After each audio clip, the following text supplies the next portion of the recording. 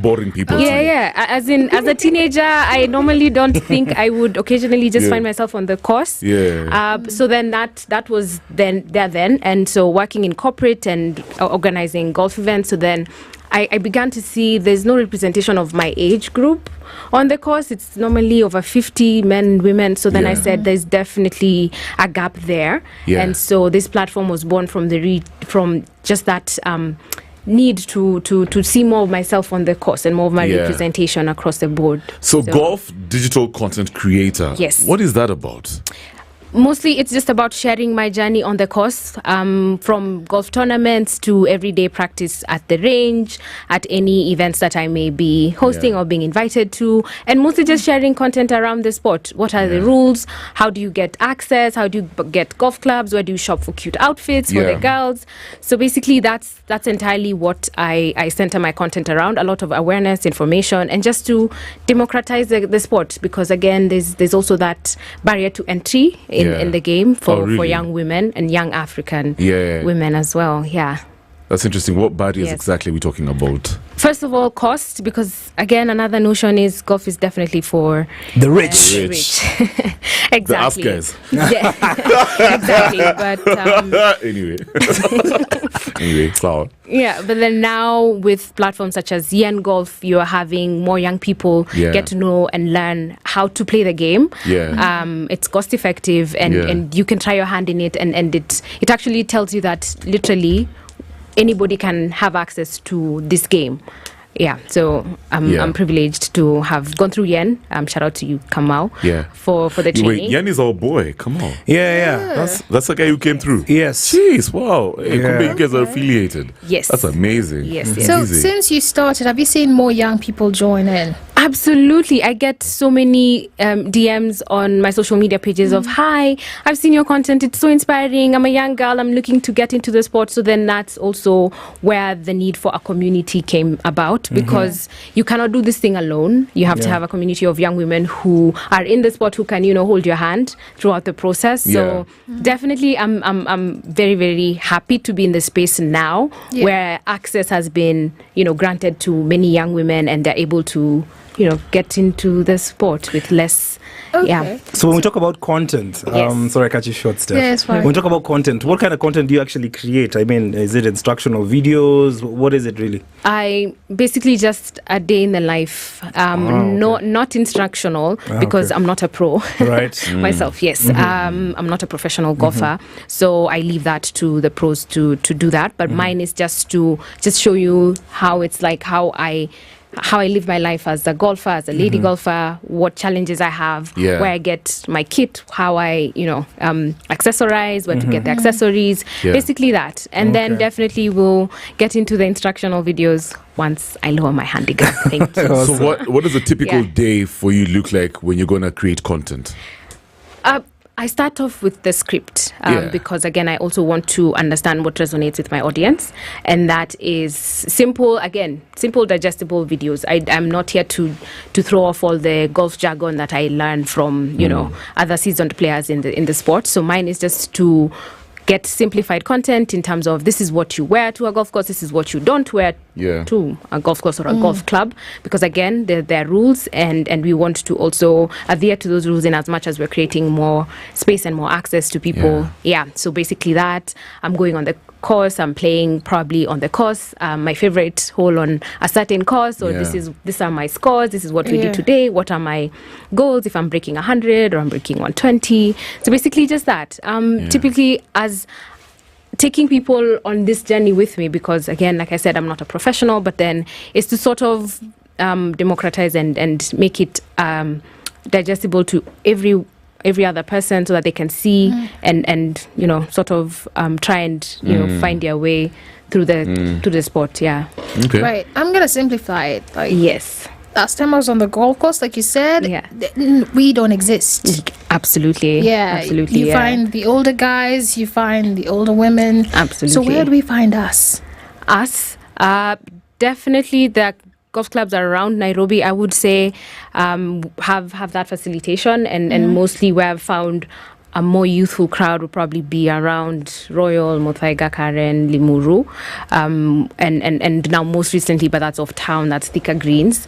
They've created spaces. And again, also because of the same wave that's coming through, golf clubs are now creating spaces for young golfers to get into these golf clubs because, again, just for sustainability purposes, once, their time has come, it's ended, then who's going to take over the baton, so to speak? Yeah. So then we're seeing a lot more of inclusion in the sport in terms of leadership, in terms of direction. We're having golf clubs now have social media platforms where, they post these are the tournaments we're having. We encourage, young golfers to come, play, interact, socialize, learn from, other young people. Yeah. So there's definitely that change that's coming up, and it's exciting. Well, you guys keep on mentioning how there's a bunch of older folks over there more than younger ones. Yes. So who are the most competitive? Definitely the older ones. 100%. Are you serious? Older ones. Yes. So some of the top, some of the highly rated golfers are the older generation, are folks from the older generation. On average, across the board, across all golf. In Kenya, of course. In Kenya, of course. Then I would say, yes, averagely, yes, older. But then now we're having the pros, the ones that represented at Magical Kenya Open. Yeah. Then Joroge, Kikafugu, the Mutahis. Those are the younger guys. Yes. Now Fuller for the ladies team. So we're having young pros. So are they in their 20s or 30s? Oh, early 20s. Oh, for real? Definitely Gen Zs. That's what's up. Yeah. So again, that's encouraging. To the space because then now there'll be definitely sustainability. So when we started this conversation, you said you should have gotten into the game earlier. Yes. Why did you say that? Because now the opportunities that are coming up now for junior golf, again, the junior golfing space is one to watch. We're having big corporates like NCBA, KCB, and US Kids Golf, churning in a lot of money and pumping in a lot of millions of dollars just for the young kids, for those, 9 to 14.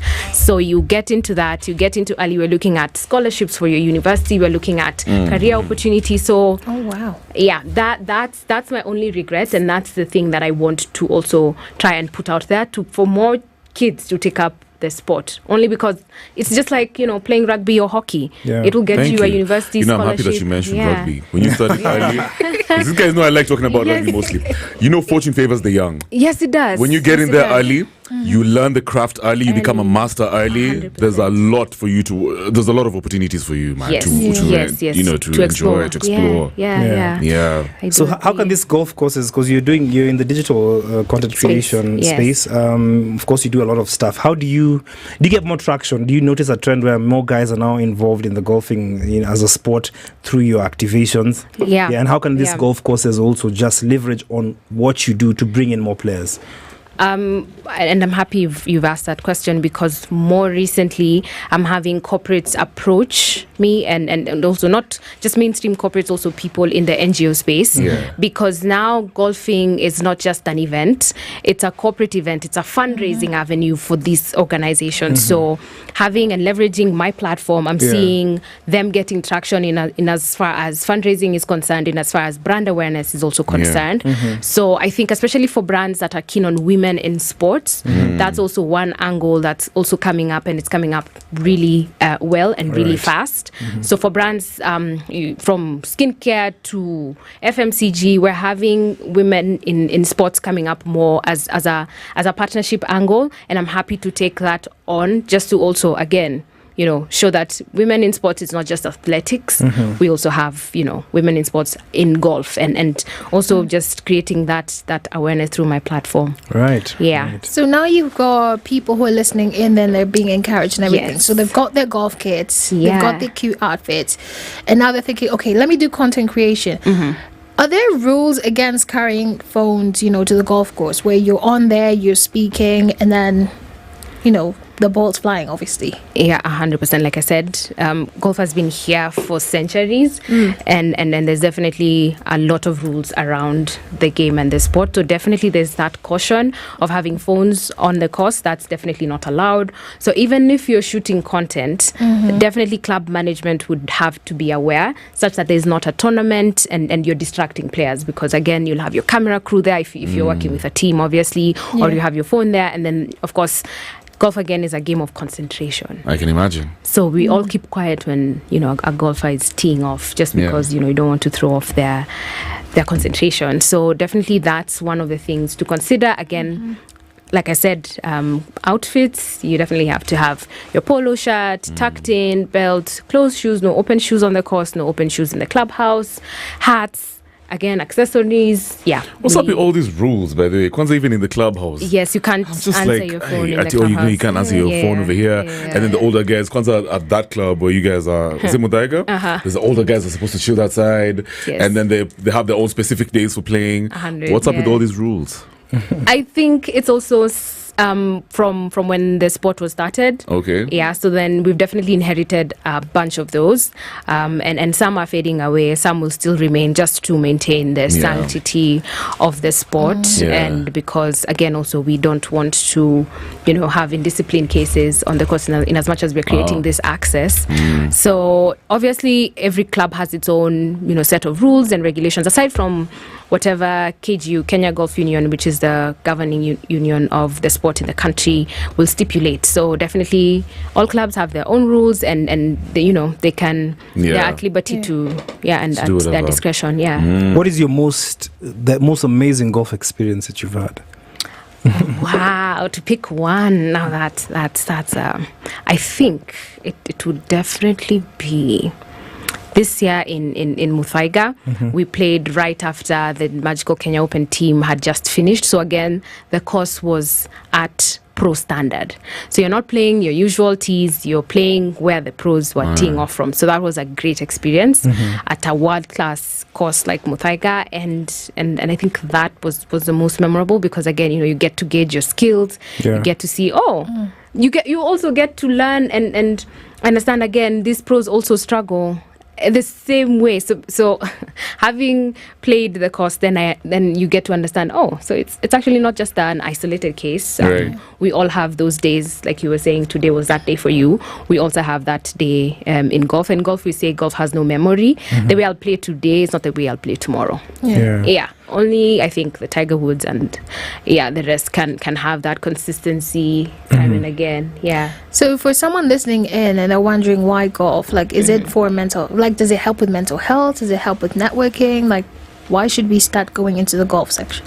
I would say first, networking. I'm big on social capital, and for me that's also helped me get access to people I would ordinarily not have access to on a normal day, like walking into an office, getting an appointment. You get to see them on the course, and these people are chill, just there to enjoy the game, enjoy the day, enjoy the sport. So you get to interact with them on that relaxed level, so then you're able to just network for personal, for business. Secondly, also mental health, it definitely helps. Walking a 9-hole or an 18-hole course then will definitely get your endorphins popping. It definitely helps. It's gonna get your endorphins popping. I like that. In other words, she's saying, picture the person you're angry at and just whack the ball. I find golf to be such an exclusive sport. I find it to be so elitist, to be honest, very classist in the sense that if you don't know golf, I doubt these guys are going to network with you. I don't know. It's the same vibe that rugby has. Most people they're so intimidated to go to like a typical rugby club and just hang out with people, because they feel like, rugby guys are so big. They have their own lingo. So is that true? Is it true that golf has a very elitist vibe going on? Honestly speaking. To be honest, yes, and I'd say this is probably my privilege speaking, that I get to understand what they say, but definitely from someone outside looking in, definitely there's also those walls and restrictions in terms of, oh gosh, so now I don't know what teeing off is, I don't know what I know. A green is, I don't know what a driver is, I don't know what a 7-iron is, basically. But then the first time I had handicap, I was like, what the heck? Yes, handicap, and then you think, are these people disabled or that's it. But then if you have and again it goes to your friends, you tag along someone who's interested but then doesn't know how to sort of navigate, and then you take them through that also helps to sort of break the ice and help them Is it an easy sport to learn, by the way? It's hard? It's for beginners. It has its challenges. Again, for every sport. I think you can't get it right on the first try. Of course not. Definitely a practice thing, and everybody goes for practice. Tiger Woods goes for practice every day. Yeah. It's definitely part of your lifestyle if you want to, get good at it at least, even if you're not playing competitively. Yeah. So definitely I'd say a lot of practice. It's definitely not easy. Yeah. Yeah. So how often do you practice? How often? Wow. But the 9 to 5 job I try twice a week to play. Oh, okay. Yeah, and tournaments on the weekends perhaps, if time allows also. But yeah, definitely helps. And getting the right trainers, and now golf clubs now have their resident pros. So if you have a problem, or if you're trying to work on your swing technique, then they're readily available to help you. And guys like Kamau also who create the platforms. Yeah, Kamal's such a fresh guy. What are your plans, by the way? What are your future goals now that you're, you're a digital golf content creator? My goals top of mind would be to get more access to these brands and sort of communicate the same value as a content creator, because then they're used to working with lifestyle who don't essentially understand the sport. And I've seen brands also who are promoting golf tournaments using lifestyle content creators, but then there are golfers that create content. There's me. I have to shout out my babe Wanji. She's also really good at the sport, and also is creating that platform as well. So first and foremost, to these big brands and to brands that are also keen on targeting the niche, type of sport that is golf, and it being such a huge networking space, I feel like there's definitely opportunity there. Secondly, also, like I said, just to get more girls and get more representation, and also aside from that, also get legislation or get leadership involved, like the KGU. I know it's supporting a lot of junior golf content and junior golfers. So what does it look like for post junior golf, golfers? So what are we doing in that space, and with regards to women in the sport? So do you see yourself moving away from 9 to 5 to content creation and sticking on that for full time? Yes, if obviously economically it allows, then 100% I'd like to fully transition into the sport and see, again, like I said, not just the game, it's a lot of working with brands, and also from a legislation point of view, just getting access to as many young women as possible. But are there, aside from Nairobi, what other counties are big in golf? Mombasa. Yes. Mombasa. Then we have Kericho, we have Nandi Hills, we have Eldoret. Is Kisumu dope? Yes, Kisumu is pretty dope my town, as well. Gotta put my town on the map. Which is your favorite? Nyanza has really nice view of Lake Which is your favorite golf course in Kenya? When you visit and you're like, wow, this is amazing. Please say hands down Limuru. Because the one with the tea factory. Yes, because it's green all year round. Is it? Yeah, because other people would have to irrigate their greens when it's not raining, but Limuru gets to enjoy that. Yeah. So Have you played at the Nyanza Club? Not yet. That's probably going to be your next favorite one. 100. Because the sunset going on. And you're gonna like the one in Diani. Man, the water just sparkles. You see how the sun normally just reflects on the Kisumu water. That's on my spectacular next year. Yes. So thank you so much for coming through. By the way, Njeri and Ndung'u, for having me. Yeah, I can tell you're really into your craft and your art. Yes. Yeah, that one. Yeah, that's what's up. I can see the passion. For sure. Mine is more of a purpose thing. Oh, it is? More than it is for profit. Yeah, 100%. Yeah, that's awesome. That's what's up, man. Yeah. So let me take you down memory lane. Yes. What is that one song for you that you play like right before you get on the course, or when you're on the course, that's really umps you up, gets you ready for the day, gets you ready for the game? I have a long playlist. But definitely the song that gets me going on the course is Kante. Kante. Yes. Okay. Fave and Davido, yeah. That's a Nigerian tune. Yes. Oh, okay. Yes. Unfortunately, we don't play Nigerian tunes. Okay. Yeah. Great. So pop music, hip hop music, maybe. Yeah. I'm a Swiftie, so definitely anything by Taylor Swift. Oh, okay. Swiftie, yeah. say it's Swiftie. Yeah. Oh my God. For sure. Yeah. Taylor Swift, I saw anything. Let's see. Okay, so no worries. I got one for you. Blank Space, is that good? That's yeah. That's Yeah, there's also Shake It Off. Blank Space would do. Blank Space would do. Yeah. Easy salsa. Yeah. No worries. So thanks once again. Thanks for coming through. Thank you. For real. Thank And you next for time you're on having the me. course, you can invite us. Yes, and probably You know. I should invite you all to Windsor on the 6th of December. Oh yeah, what's going with, down? with UNHCR for a golf tournament. Yeah. We're raising funds for refugee kids for education. So That's again, nice. with a Yeah. purpose. So Yeah. let's swing for education. So Yeah. Windsor 6th December Friday. That's what's up. Yeah, you'll find me on the greens. Awesome. Yeah. Yes. Jeez. Yes. I'm gonna come through with Eva as well. Yes, Yeah, please she's do. a fan. Please do. Big time. Please do. Thanks for coming through. Thank you. Njeri. Thank you for having me. This was fun. Sawa. Yes. So it's 3 minutes after 8, guys. And when we come back now, we're talking all things tech and the markets. Yeah. So right now, let's get into some Taylor Swift. Blank Spaces is, of course, going out to Njeri. And then I've got more bangers on deck.